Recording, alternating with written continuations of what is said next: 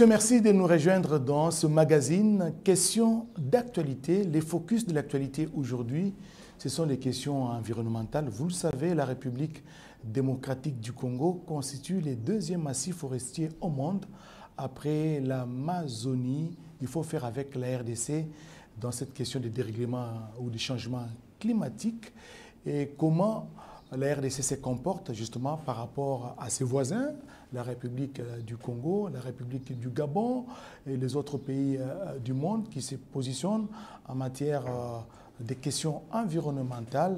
Et pour ce faire, nous avons invité pour vous pour parler de l'environnement, des questions environnementales et de la politique environnementale en République démocratique du Congo. Nous avons donc approché pour vous le directeur général du Fonds forestier national. Il s'agit de M. Honoré Mulumba Kalala, un homme qui traîne derrière lui un long parcours académique et même professionnel. Il a affûté ses premières armes au collège Imara, ex-collège Saint-François des Salles à Lubumbashi. C'est là qu'il a décroché son diplôme d'État avant de poser ses valises à Kinshasa, plus précisément à l'Académie des Beaux-Arts, où il a suivi un cursus normal jusqu'à décrocher un diplôme en architecture intérieure. Il a même dirigé pendant 10 ans la commission ou les conseils d'architectes chargés des décorations intérieures pendant 10 ans. Et après ça, il a pris encore ses valises pour aller encore les poser, cette fois-ci aux États-Unis d'Amérique. Là, il a fait des études de pharmacie et santé environnementale à l'Université d'Arizona et en médecine naturelle et alternative, cette fois-là en Inde. Honoré Mulumba, vous êtes directeur général du Fonds forestier national. Bienvenue sur ce plateau. Merci, monsieur Oscar, monsieur le directeur Oscar. Mais beaucoup de casquettes. Vous traînez derrière vous une très longue expérience, un long parcours académique. Et vous m'avez confié au micro que vous continuez encore à étudier et à lire. Doctorat en ceci, pasteur, master, théologie. Comment vous arrivez à concilier toutes ces choses? Merci beaucoup, monsieur le directeur Oscar, pour cette occasion que vous m'accordez aujourd'hui. Vous savez, la Bible dit qu'il y a un temps pour toutes choses sur la terre, un temps pour parler et un temps pour se taire. Je crois qu'actuellement, c'est quand même le temps de parler. Je suis, comme vous l'avez dit, prophète et apôtre du ministère, mais nous appelons ça la pastorale. Et cela, je l'ai fait depuis que j'avais 21 ans, quand j'étais à l'Académie de Beaux-Arts, où je dirigeais déjà des grandes personnes. Quand on fait les décomptes, c'est 38 ans de vie ministérielle. 38 ans, bientôt même 39. Ça, c'est un appel, ça n'a rien à voir avec les études, même si je suis doublement diplômé en théologie ici en RDC, et puis je suis docteur en sciences théologiques et diplomatiques, où j'ai fait des études au Texas. Et donc, la formation aide à mûrir tout ce qu'on connaît, mais l'appel est bien clair, prophète et apôtre. Au-delà de ça, vous l'avez bien dit, j'ai travaillé pendant longtemps à la Bambinière, où j'ai donné cours pendant 9 ans dans l'avant-midi et 9 ans dans l'après-midi. Et aujourd'hui, tous les directeurs que je vois par-ci, par-là, la plupart sont mes anciens élèves. Et de là, j'ai brillé à l'Académie de Beaux-Arts, où j'ai été finalement pris pour enseigner pendant plus de 5 ans. Et j'ai également, comme vous l'avez dit, pendant 10 ans été président national des architectes d'intérieur ou des ensembliers décorateurs, où nous avons assisté à la première réunion préparatoire à la CNES. Donc, avec tous les gens que vous connaissez. Nous avons donc œuvré pendant longtemps et milité pendant longtemps. Et de là, j'ai été agréablement surpris d'être appelé à être conseiller chargé de l'environnement et assainissement. Là, vous avez travaillé dans des cabinets politiques, notamment au ministère de l'Environnement. Bien sûr, 24 ans maintenant d'expérience. Et là, j'ai travaillé sous la direction d'Ansel Menerunga, le feu Persona, mais très proche de lui et avec beaucoup de conseils. Mais là, il faut avouer aussi que nous avons bien dirigé l'assainissement avec le PENA, le Programme national d'assainissement, avec le directeur, je crois, Ngoïmbele. Vous avez aussi travaillé avec Maître Claude Nyamugabo, alors ministre. Le ministre honoraire, Maître Nyamugabo, très bien travaillé ensemble. Il m'a beaucoup formé et aidé dans beaucoup de choses. Et là, donc, j'ai évolué dans l'expertise en environnement où j'ai participé à plusieurs conférences, Forum mondial à Jeju en Corée du Sud. Et aujourd'hui, vous travaillez avec la ministre d'État, F. Bazaïba. Ministre d'État qui est ma tutelle et ma première responsable, avec elle bientôt 4 ans, nous travaillons ensemble également. Et vous avez fait les tours pratiquement du monde, hein? Vous avez visité beaucoup de pays. Qu'est-ce que tous ces voyages vous ont apporté pour la RDC? Beaucoup de choses. Vous savez, lorsqu'on voyage, on découvre beaucoup de choses. On dit souvent que celui qui a beaucoup voyagé a beaucoup appris.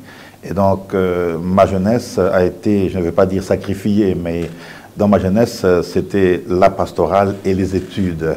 Vous savez, mon père a 87 ans aujourd'hui, pour votre information. Il vient d'écrire un grand livre qui concerne les Kassaïens. Il a 87 ans, il lit tous les jours. Je crois que c'est mon exemple. 87 ans. 87 ans. Il est lucide.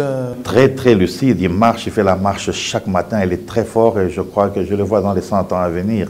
Donc c'est un exemple que je suis en train de suivre parce qu'étudier pour moi, lire, c'est une passion.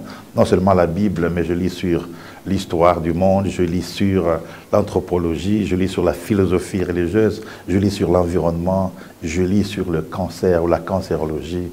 Voilà mes passions.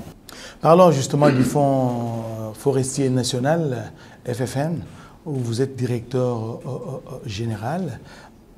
Dites-nous un peu quelles sont ces missions régaliennes, les missions du Fonds forestier national. Quand on parle du Fonds forestier, on pense à quoi?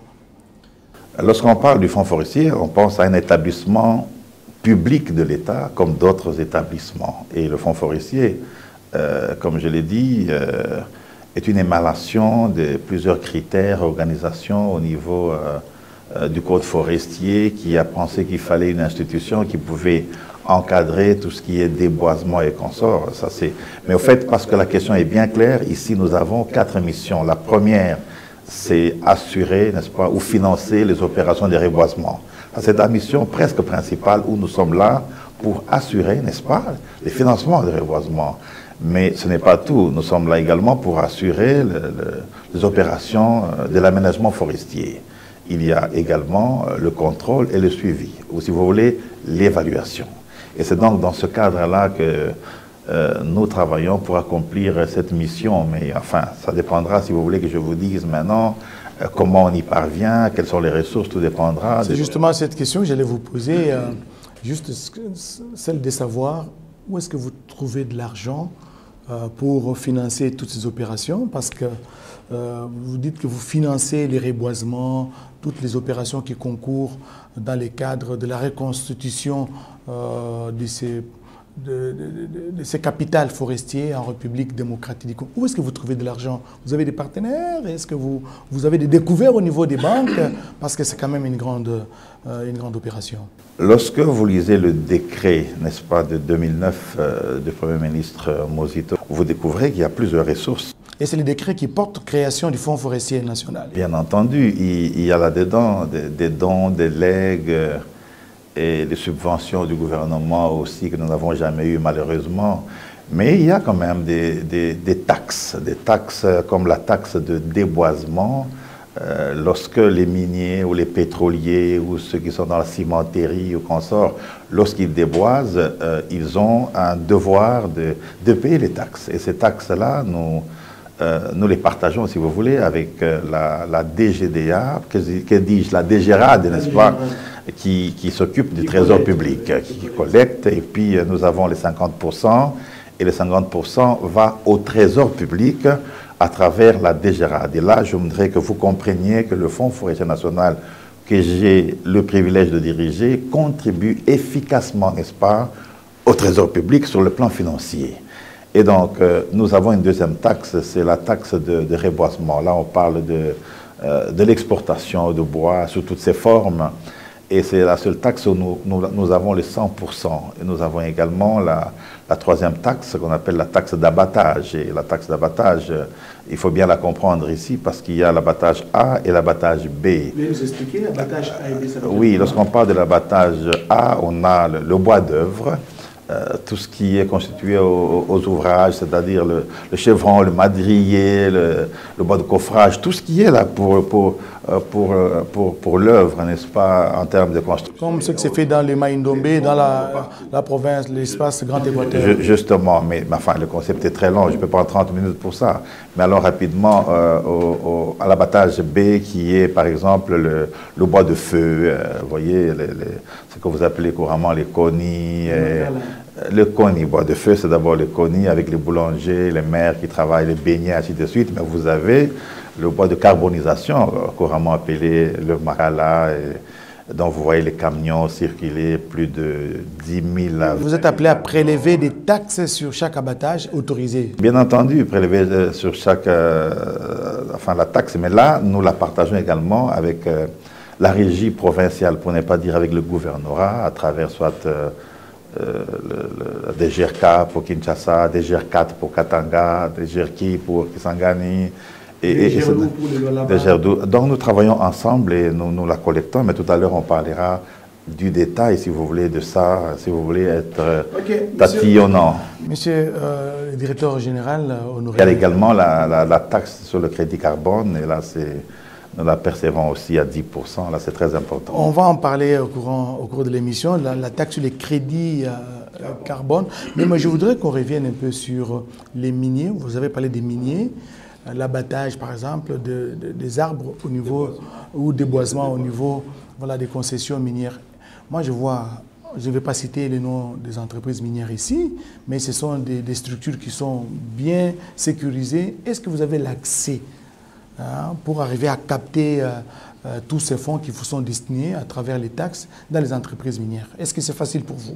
Je parlerai de l'accès après, mais j'aimerais vous informer d'abord ici que lorsqu'on parle des miniers ou des pétroliers, restons avec les miniers qui doivent payer cette taxe de déboisement.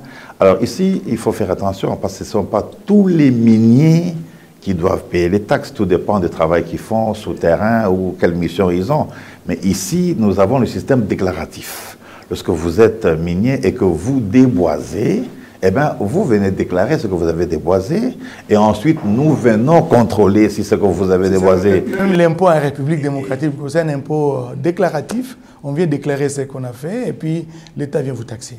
Et nous venons justement pour faire ce qu'on a appelé tout à l'heure le suivi et contrôle, non seulement des missions de financement de projets, mais également de ces déclarations que l'on fait par les miniers. Alors nous avons un peu une mauvaise expérience. Je viens d'être où j'étais, si vous voulez, en Ituri il y a un mois, Ituri et Goma, Nord Kivu, si vous voulez. Et évidemment, à Goma, vous avez 171 opérateurs économiques ou entreprises minières qui ne payent pas leurs taxes alors qu'ils déboisent. Vous voyez, c'est déjà une difficulté. Et donc, il y a eu 2 seulement sur les 171 là. Vous vous rendez compte? 2 sur 100. Et vous vous rendez compte comment nous perdons de l'argent? Il y a donc, pour répondre à votre question, des entreprises minières qui ne veulent pas que nous puissions accéder, n'est-ce pas, à leur site. Et ça, c'est un grand problème où il faut des stratégies au niveau du ministère de l'Environnement ou à notre niveau pour que nous puissions accéder, contrôler et vérifier, parce qu'il y a beaucoup d'argent qui s'envole et là, c'est encore une difficulté. Mais pour pallier à cette difficulté, nous avons réuni ici au Fonds forestier national, il y a, je crois, 3 mois, une grande équipe technique de la DGRAD, envoyée par mon collègue, directeur général de la DGRAD, pour qu'ensemble on puisse étudier comment descendre et travailler en synergie dans une mission mixte qui peut nous permettre de bien contrôler. Et là donc ça va aider par exemple à ce que les experts de la DGRAD ne puissent pas taxer seuls, surtout dans les 10 provinces où le fonds forestier n'existe pas, parce que si le fonds forestier n'est pas en Mbuji-Mayi par exemple, et qu'il y a des arbres où il y a des endroits reboisés par la MIBA et autres entreprises, eh bien, nous n'existons pas. Et parce que nous n'existons pas, la DGRAD va passer, récolter ces taxes-là, qui sont malheureusement les taxes de déboisement. C'est comme ça que cette politique de travailler en commission mixte est une politique que nous avons mise ensemble avec mon collègue directeur général de la DGRAD pour qu'enfin nous puissions contrôler ces sites, entrer ensemble et récolter les taxes de l'État. Ce sont des redevances obligatoires que les gens doivent payer. Voilà. Vous parlez du Fonds forestier national qui n'existait pas dans quelques provinces de la République. Mais dites-nous, dans quelle province vous avez des antennes, rapidement? Enfin, je ne vais pas citer les 16, nous sommes dans 16, vous pouvez retenir. Nous sommes à Kinshasa, Mayendombe, dans le Grand Katanga, si vous voulez, au Katanga, Lualaba, Olomami, Tanganyika, nous sommes à Chopo, Baouélé, Ozuélé, Nord Kivu, Sud Kivu, dans tout le Grand Équateur, et nous sommes partout là. Et voilà donc, avec un target, l'objectif d'atteindre les 10 autres provinces qui ne sont pas couvertes par les FFN, c'est ça? Avec comme objectif d'atteindre, de couvrir les 10 autres provinces, parce que vous êtes dans 16, vous avez dit. J'ai dit que non seulement nous devons arriver à implanter d'autres antennes dans ces 10 provinces, ça demande de l'argent. C'est la raison pour laquelle nous voulons travailler d'abord avec la DGRAD, qui est presque dans toutes les provinces, pour que nous puissions aller dans ces missions ensemble, même là où il n'y a pas le FFN, pour que nous puissions être en possession de nos droits, parce que c'est obligatoire de payer ces taxes. On ne peut pas déboiser comme ça, comme si l'État n'existait pas, alors que nous sommes le prolongement du gouvernement en matière du reboisement. Monsieur Honoré Mouloumba, vous êtes directeur général du FFN. J'ai une petite question à vous poser, parce que la campagne a été menée avec tambour-bâton.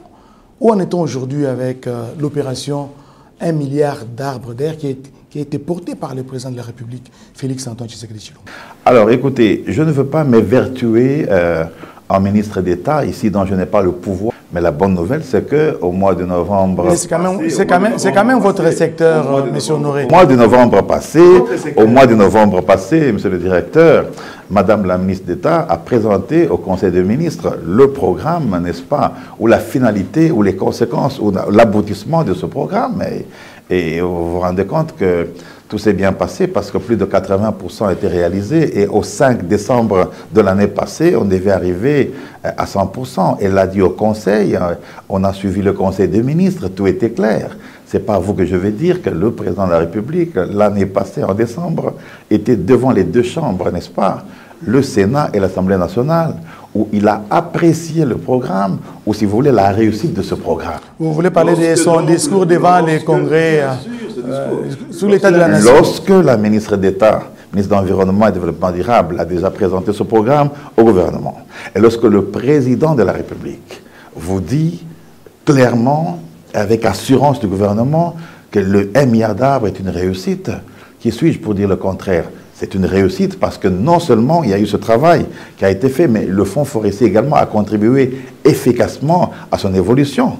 Mais lorsqu'on dit 1 milliard d'arbres, ce n'est pas seulement le Fonds forestier ou l'environnement, mais il y a beaucoup d'autres entreprises, l'Union européenne, les entreprises belges, les individus, les sociétés environnementales qui ont aussi reboisé, n'est-ce pas, pour accompagner cette mission. Donc pour moi, c'est clos l'affaire d'1 milliard d'arbres et nous sommes dans la continuation, n'est-ce pas, de reboiser ou de faire ce qu'on appelle la forestation. Et le reboisement, comme nous l'avons dit à Brazzaville, lorsque le président Sassou avait invité toute une délégation de présidents et délégations pour en parler. Donc, 1 milliard d'arbres, c'est clos en termes de programme, et voilà tout, M. Oscar. Revenons sur le crédit carbone. Au début de l'émission, nous avons présenté comme homme de Dieu, pasteur, apôtre, prophète.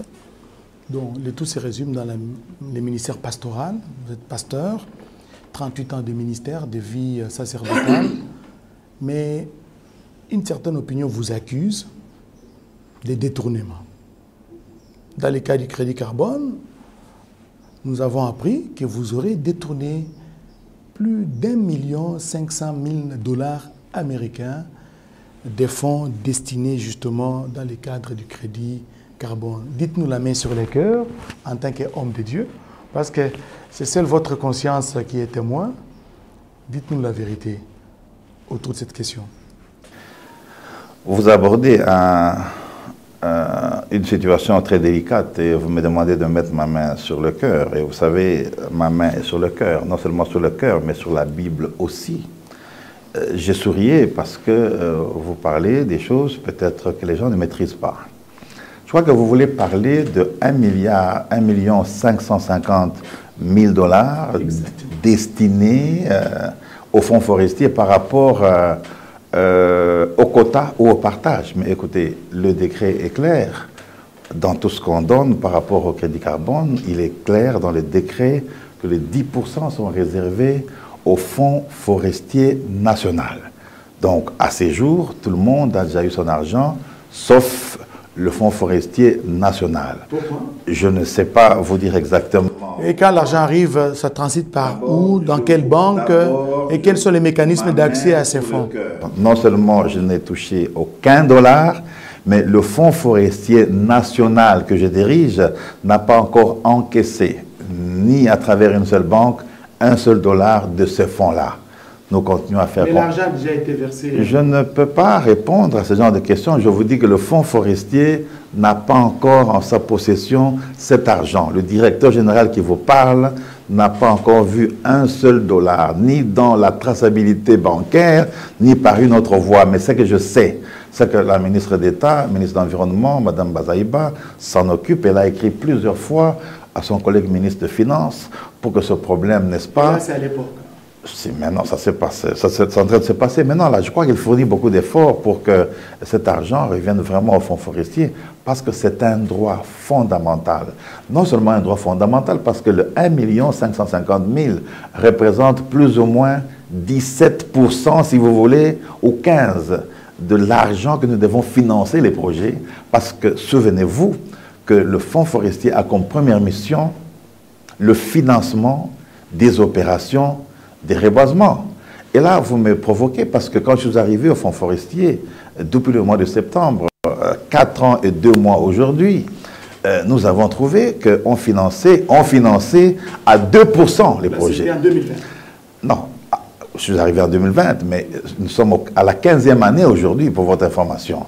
Donc je suis arrivé alors que le fonds forestier venait de faire 11 ans. Le fonds forestier lui-même a été mis sur pied, créé en 2009, c'est ça? En 2009, vous pouvez faire le calcul, mais je crois que nous sommes entre 14 et 15 ans déjà. Mais donc quand j'arrive, non seulement je trouve 99 000 $ dans la caisse, s'il vous plaît, mais je trouve que les projets ou la première mission du fonds forestier est négligée par des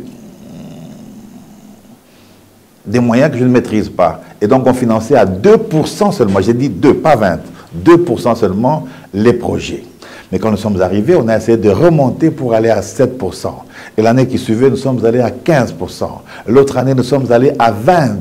Mais pour arriver à 30%, il faut également que cet argent puisse être là pour qu'on puisse atteindre 30%. Et là, il faut faire attention. Lorsqu'on parle des investissements, il ne s'agit pas seulement de reboiser. Il y a le reboisement comme investissement, n'est-ce pas, comme mission. Mais il y a aussi l'investissement en équipement. Il faut de véhicules. Il y a aussi le capital humain. Mais il y a le capital humain. Mais lorsqu'on dit que nous devons seulement tout mettre pour reboiser, ce n'est pas vrai. Mais le président l'a dit et il le répète, le peuple d'abord. Non seulement le peuple d'abord, mais l'homme est au centre de tout. Mais même Dieu, il met Adam qui est au centre de tout. Et quand il voit qu'Adam ne réussit pas, il met Ève à côté de lui.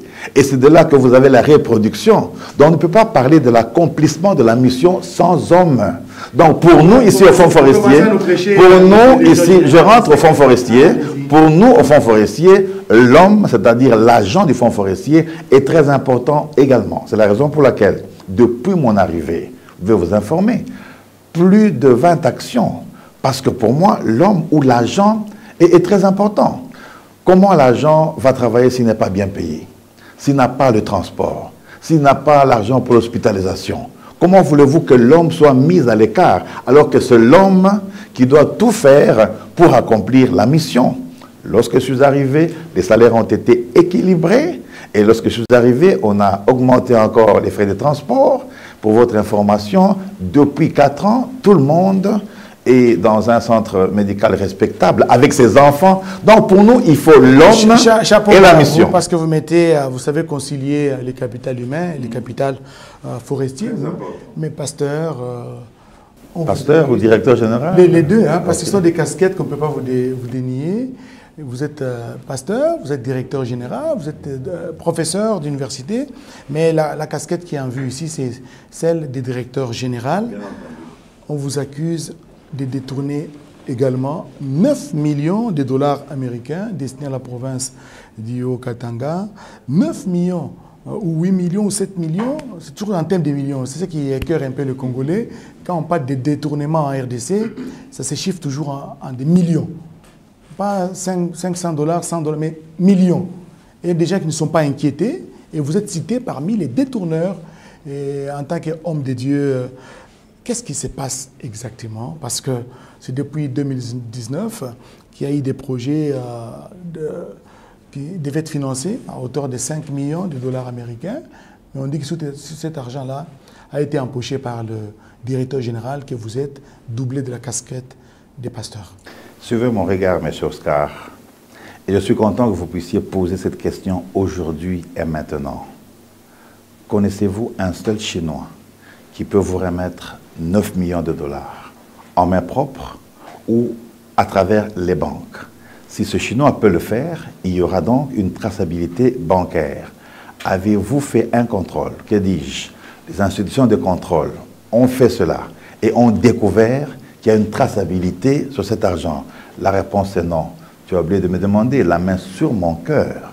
Je n'ai jamais pris un seul dollar sur les 9 millions dont on parle. Mais je vois les dossiers. Il y a une mission de l'IGFIC qui devait faire 1 mois, mais ils ont prolongé, l'inspection générale des finances a prolongé sa mission. Et ça montre qu'il y a anguille sous roche. 4 mois déjà dans vos installations. Écoutez, je ne suis pas la seule entreprise que l'on contrôle. Je vais vous aider. Depuis 4 ans, nous avons reçu l'IGF 3 fois ici. Nous avons reçu la Cour de compte 2 fois. Maintenant, c'est la 3e fois. Nous avons reçu plusieurs sortes de contrôles. Nous sommes allés dans plusieurs parquets. Nous sommes allés presque partout parce qu'on a pensé que cet argent a été volé. Nous avons la Cour de compte ici aujourd'hui qui avait la mission de 30 jours. Mais au lieu de 30 jours, ils sont à leur 4e mois. Cela veut dire qu'ils n'ont pas encore trouvé. Je suis le plus heureux. Peut-être qu'ils sont en train de peaufiner encore, ils ont trouvé des éléments, ils cherchent encore à renforcer, à avoir des preuves. Lorsque j'ai appris que la Cour des comptes était ici, et nous avons donné plus de 18 réquisitions pour votre information, ça m'étonnerait qu'ils trouvent un seul dollar sur les 9 000. Alors que je vous parle, ils sont dans le Grand Katanga. Attendons voir s'ils vont dire combien j'ai pris. Mais écoutez, je vais vous aider, il ne faut pas aller très loin. Il s'agit d'une entreprise minière au Katanga où j'ai étudié. La terre, peut-être pas de mes ancêtres réels, mais de mes ancêtres, parce que je suis né là-bas. Il y a une entreprise qui n'a pas voulu payer les taxes de déboisement. Et comme la DGI, la DGRA, la DGDA, comme nous, il y a des techniques de traquage. Vous ne voulez pas ouvrir votre barrière pour que l'on puisse voir combien vous avez déboisé, eh bien, nous faisons une feuille et puis on vous taxe, on vous dit alors, nous vous demandons 9 millions. C'est ce qui a été fait. Et je suis au courant de ça. Et c'est moi qui ai demandé au coordonnateur du Grand Katanga de taxer cela. 48 heures après, les avocats ont écrit, ce n'est pas 9 millions. Venez entrer, venez voir. Mes services sont entrés dans cette entreprise ou dans l'enceinte pour aller voir quels étaient les hectares déboisés. Dans quelle ville, à Likasi ou Lubumbashi? Dans le Grand Katanga. Alors, lorsqu'ils sont entrés, ils ont vu la réalité sur le déboisement. Et finalement, ensemble, donc le fonds forestier et l'entreprise minière, ont pris le vrai, ou si vous voulez, l'espace ou les hectares déboisés. Et de là, on a maintenant, ensemble, en synergie, travaillé pour avoir le vrai calcul du paiement. Et donc, c'est ce que les contrôleurs vont trouver. Il n'a jamais été question. Les 9 millions n'existent pas. C'est en l'air, c'est fictif. J'attends que vous également fassiez le contrôle pour me dire... Nous allons faire des enquêtes, nous allons faire des enquêtes, c'est notre apanage. Nous allons faire des enquêtes journalistiques pour savoir ce qui s'est passé exactement. Nous sommes venus à Kinshasa ou en RDC pour accompagner la mission du président de la République. Et le 9 millions dont vous parlez, 0 $. Et le 5 700 000 de la Chopo. Mais revenons à la Chopo. Mais on dit que 5 700 000. Je ne sais pas d'où ça vient.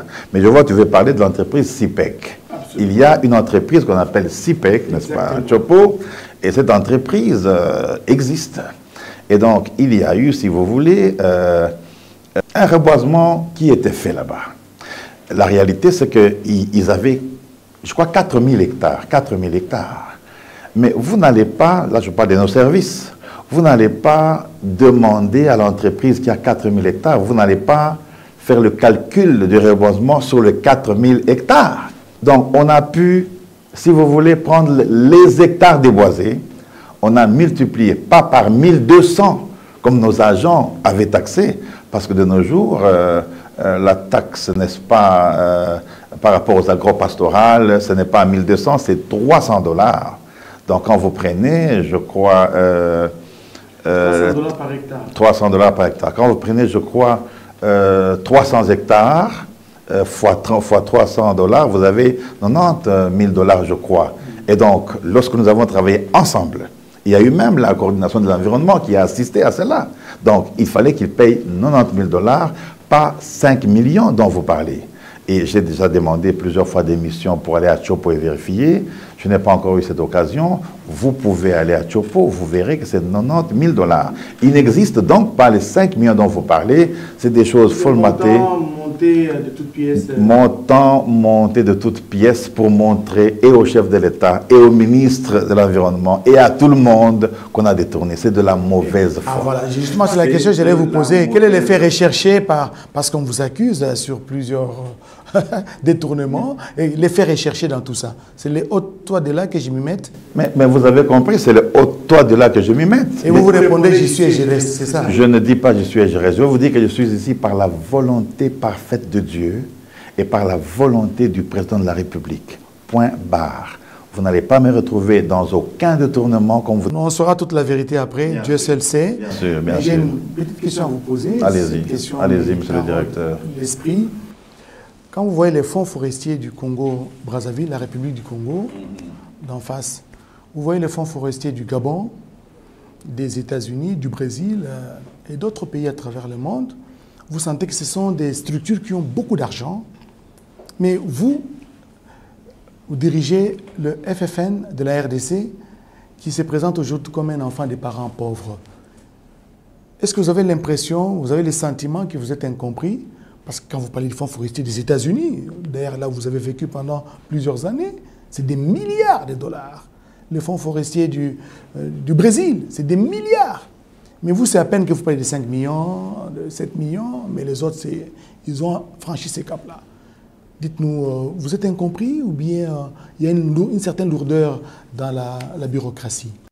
Une question très délicate, monsieur Oscar. Écoutez, je vous ai dit que j'ai hérité d'une situation catastrophique pendant 11 ans, où le fonds forestier... Vous devez assumer les passifs. Bien sûr, je suis là pour ça, et je suis là depuis 4 ans pour ça. Le fonds forestier que je dirige aujourd'hui, avant, était une maison, entre guillemets, où les gens se servaient. Ça veut dire quoi? C'était une maison... j'allais dire un établissement public ou une direction, si vous voulez, parce qu'à l'époque, avant l'ordonnance du chef de l'État, il y avait des chargés de mission nommés par chaque ministre d'Environnement. Et donc, pas de DG, il rendait compte au ministre de l'Environnement. Et puis également, c'était une entreprise où il y avait, vous retrouvez la famille, la familiarité, l'oncle de cela, la tante de cela. Mais depuis que je suis arrivé, j'ai mis fin à cela. Et aujourd'hui, si vous êtes venu ici, c'est parce que vous êtes dans un beau cadre, vous avez vu nos bureaux. C'est parce que vous avez appris. Vous avez aujourd'hui parce que vous avez mis fin à un système qui avait élu domicile pendant plusieurs années. J'aime ça. Je suis en train de mettre fin à un système que nous sommes en train, pas de déboulonner, mais de mettre à l'écart pour être strict, mettre de l'ordre et de la discipline. Et ça, c'est très important. Regardez, par exemple, je connais les collègues de Brazzaville dont vous parlez, Gabon, Sénégal, États-Unis, où j'ai travaillé moi-même un peu en environnement. Canada aussi. Canada, Inde, Corée, partout où vous voulez. Écoutez, le fonds forestier aujourd'hui a besoin d'une restructuration. On doit changer beaucoup de choses. Il faut, que dis-je, il faudrait une mise en place pour qu'on mette des hommes qu'il faut à la place qu'il faut. Mais qu'est-ce que vous attendez? Vous avez les bâtons de commandement, vous avez le pouvoir entre vos mains. Je ne pense pas que c'est Félix Tshisekedi qui viendra encore, lui qui vous a nommé, qui viendra encore restructurer, changer les choses au Fonds forestier. Non, le président ne viendra pas changer, mais je vais changer en son nom parce que je suis l'émanation d'une ordonnance présidentielle. Je voudrais vous dire que il faut changer des hommes pour réussir à recadrer le Fonds forestier national. Exemple, je parlais tout à l'heure de la mise en place. Cela veut dire quoi? Nous sommes allés en Ituri et dans plusieurs provinces, à Goma, au Lomami. Mais nous avons trouvé par exemple les gens qu'on appelle les temporaires qui travaillent à la place depuis 11 ans, bientôt 15 ans. Vous avez un temporaire qui n'est pas agent du Fonds forestier, mais qui récolte les taxes. Mais cet argent va dans les poches des gens. Et c'est justement pourquoi nous avons demandé plusieurs fois à Madame la ministre d'État de nous aider à nous réhabiliter dans le sens où il faut une mise en place pour mettre les hommes qu'il faut à la place qu'il faut pour avoir cet argent. Nous attendons la réponse. Ça prend quand même du temps. Hein? 4 ans, c'est quand même beaucoup. Je crois qu'elle le sait parce que nous avons beaucoup écrit et la finalité, c'est celle-là. Je vais vous dire que le Fonds forestier ne mourra pas comme les gens le pensent. Nous sommes là pour la relever, comme nous sommes en train de relever. Si vous permettez un peu, regardez un peu. Regardez. Bien sûr, regardez un peu ce que je préparais ici. Vous avez aussi un budget, vous avez des chiffres. Écoutez, je ne veux pas entrer dans les chiffres ici pour ramener encore... les chiffres nous font peur. Écoutez. Je vais vous aider, hein, je vais vous aider. Parce que vous savez, il faut parler comme ça avec des preuves. Là, j'ai une sorte de graphique de taux exponentiel des réalisations des recettes par rapport aux assignations. Mais avant cela, je voudrais vous dire, par exemple, que nous avons une sorte de tableau synthèse de ressources par rapport aux taxes de déboisement, de reboisement, de crédit carbone et d'abattage. Tenez par exemple que jusqu'au mois de septembre de cette année, la gestion, elle est tellement orthodoxe parce que par rapport à nos assignations, ça va vous étonner, par rapport à la taxe de déboisement, dont nous déclamons les tricheries et les manques de paiement, nous sommes à 135,26%.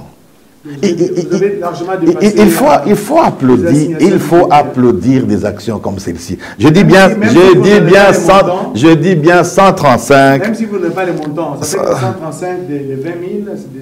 Je dis 135% jusqu'au mois de septembre. Et par rapport, ça c'était le reboisement de toutes les manières, reboisement. Maintenant, le déboisement, nous sommes à 118%.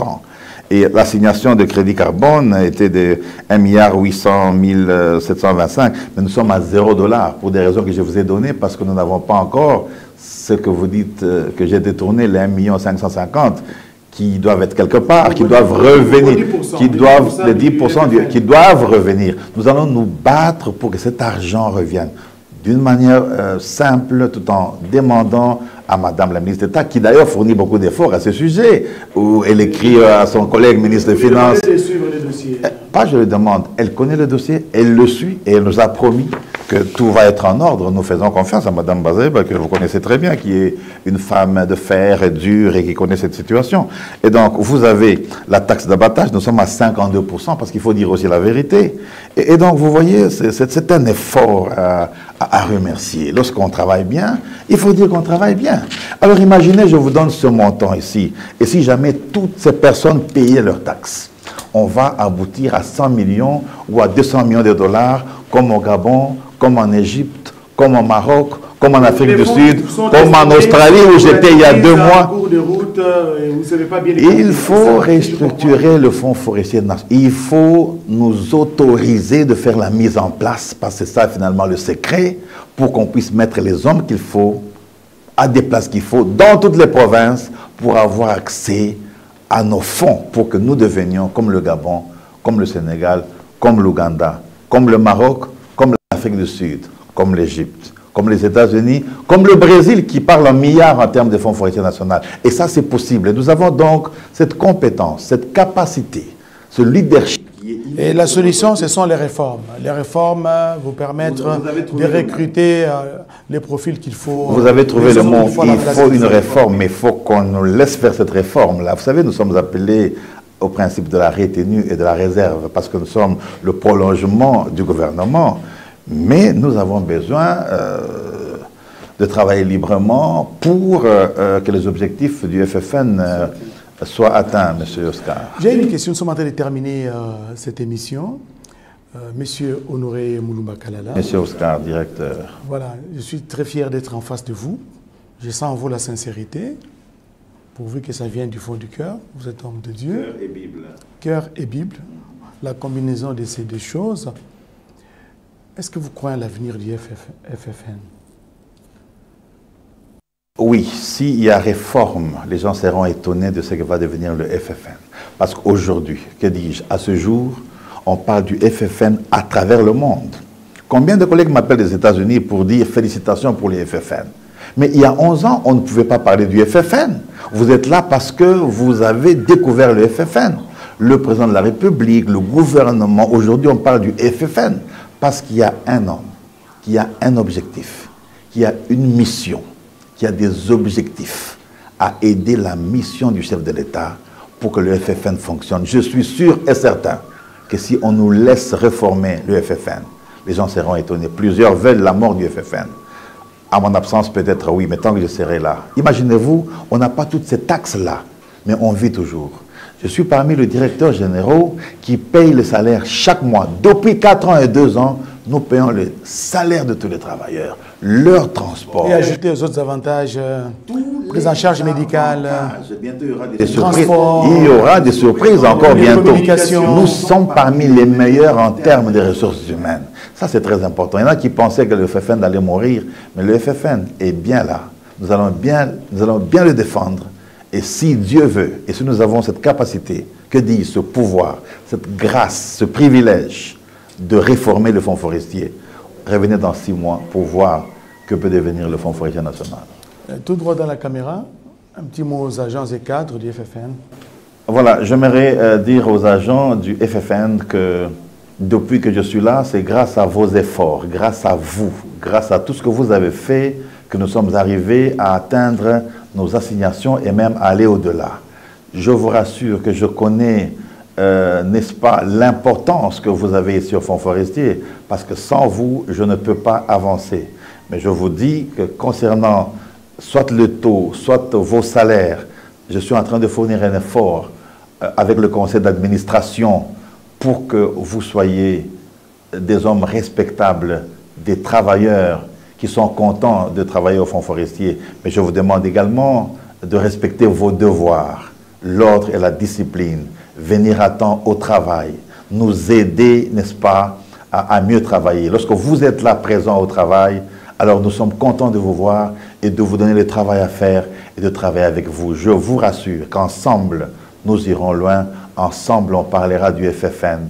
Voilà ce que je peux vous dire tout en vous remerciant. Monsieur Honoré Mulumba, directeur général du Fonds forestier national. Pour terminer, quel est le rapport qui existe entre la direction générale et les conseils d'administration, donc entre vous personnellement et les PCA, les présidents du conseil d'administration? Vous savez, même dans une maison, même dans un foyer, il y a des problèmes entre l'homme et la femme. À la présidence, il peut y avoir des problèmes, des mésententes entre les conseillers. Au gouvernement, ils ne peuvent pas nous le dire. Mais lorsqu'il y a conseil, celui-ci dit A, l'autre B, et puis après, ils harmonisent. Mais il n'y a pas qu'au Fonds forestier qu'il y a eu ce problème. Dans plusieurs entreprises, que je ne peux pas citer par respect, il y a eu ce problème. PCA, DG. Mais nous sommes arrivés à oublier le passé, à mettre de l'eau dans le vin et à nous mettre ensemble. Si vous suivez nos réunions maintenant, le courant passe très bien, j'ai envie de dire trop bien. Malheur à ceux qui pensent que nous serons toujours divisés parce que nous sommes là pour accomplir la vision du chef de l'État qui nous a nommés. Nous devons l'honorer, le respecter, respecter les visions et les missions du Fonds forestier. À ce jour, tout va très bien entre le PCA et le directeur général qui vous parle. À ce jour, tout va très bien. C'est par ces mots, mesdames, messieurs, que nous terminons cette émission. Nous disons merci au directeur général du Fonds forestier national, Honoré Mulumba Kalala, qui s'est prêté à nos questions, des questions sans gants, et il a répondu. Merci surtout du temps que vous nous avez accordé, monsieur le directeur général. Vous avez oublié une chose, vous êtes vers la fin. Je vous ai dit que j'étais spécialiste en nutrition et cancer. Et vous savez, lorsqu'on a les cancers, Il y a ce qu'on appelle en médecine moderne ou occidentale ou orthodoxe, je ne sais pas comment ils appellent ça, mais je vous ai dit que je suis spécialiste en médecine naturelle et alternative. Il y a aujourd'hui une façon de guérir, que dis-je, de prévenir le cancer. C'est par la nutrition. Même si nous ne croyons pas trop à la chimiothérapie, ça peut déranger ceux qui m'écoutent, à la radiothérapie et même à certaines chirurgies qui sont importantes quand le stade est déjà élevé. Mais aujourd'hui, vous avez aux États-Unis des universités qui forment des docteurs en médecine naturopathique ou des docteurs en médecine alternative et naturelle. Et ce sont ces formations que j'ai suivies. En réalité, tout celui qui a le cancer à travers le monde peut revenir vers nous pour qu'on lui dise quelle est l'alimentation qu'il faut prendre pour équilibrer ou repousser la maladie. Nous sommes là pour ça, mais maintenant, nous sommes au Fonds forestier national. On en parlera dans une autre tribune, parce que vous avez beaucoup de casquettes. À la prochaine occasion, on parlera aussi du ministère. Vous formez des pasteurs, des évangélistes. Il ne me reste qu'à vous dire sincèrement merci. Merci surtout à vous tous qui nous avez suivis à travers le pays et le monde. Et bonne suite de programme sur votre télévision. À la prochaine.